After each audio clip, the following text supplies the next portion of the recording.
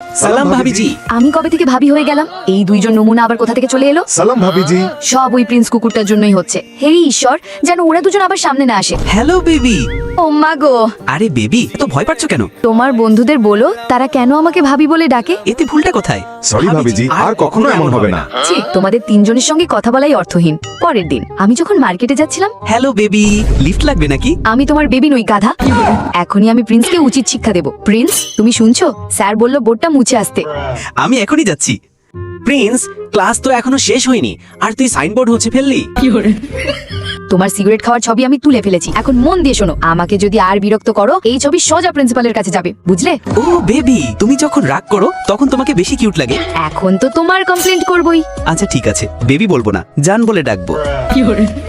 আজ তো প্রচুর পেট ব্যথা করছে। কি হয়েছে বেবি? আজ তোমাকে অসুস্থ মনে হচ্ছে। প্রচুর পেট খারাপ করছে। এটা নাও, ব্রাউন সুগার ওয়াটার, নার্স দিয়েছে, এটা ঠিক হয়ে যাবে। প্রিয়া, উঠে এই প্রশ্নের উত্তর দাও।